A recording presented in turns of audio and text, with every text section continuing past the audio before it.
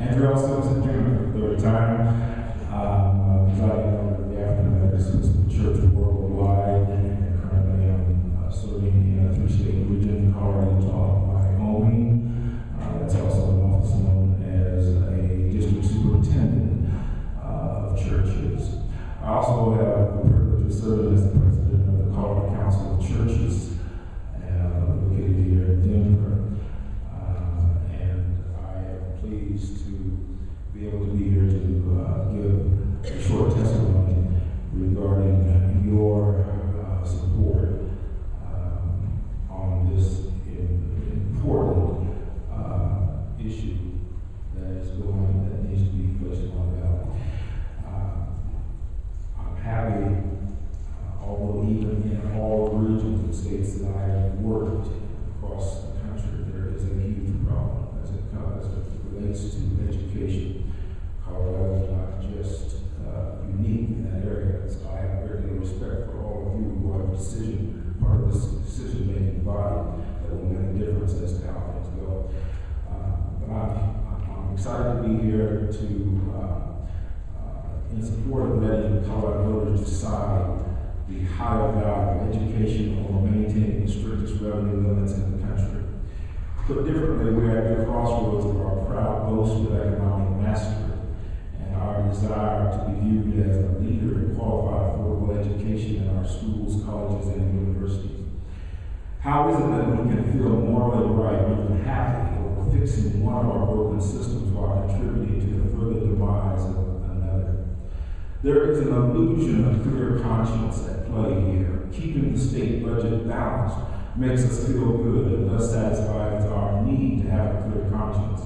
But in order to maintain that clear conscience, we find it necessary to enter into delusional thinking and acting with regards to those things that would threaten our clear conscience.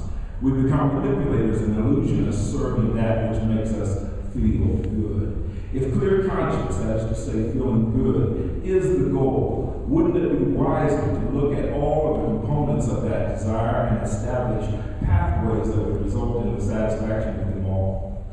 The deliberate moral ambiguity in addressing education and the problem it is currently experiencing amounts to hypocrisy, which carries a very high price ultimately, including the further decline of our educational system and the further future economics that are to be derived from those who are matriculated through it. Should we not all be engaged in the kind of critical thinking about education and budgets that will honor our children as they move through our educational process in Colorado, and that will honor our need and desire for a strong economic future as well? Should not that critical thinking also include a strong sense of moral integrity and enlightenment?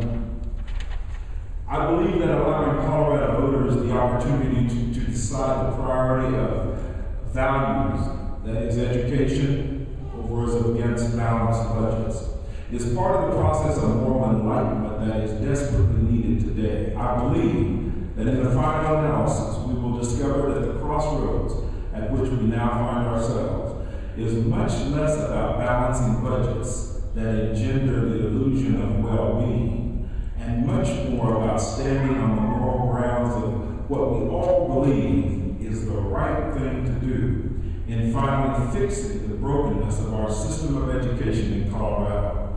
That is the non-illusional reality of where right financial decisions will take us. We should not be in a race to the bottom of education, but in the race to the top. I thank you, Mr. Chair, for your time and allowing me to voice my expression of opinion regarding House Bill and Senate Bill concurrent 102. Questions for the witness? Mr. Chair. Thank you, Mr. Chair. I want to acknowledge and thank the leaders from the communities of faith that have spoken today, Reverend Simpson, Reverend Campbell, Reverend Curtin. We have a lot of lawyers and elected officials from counties and teachers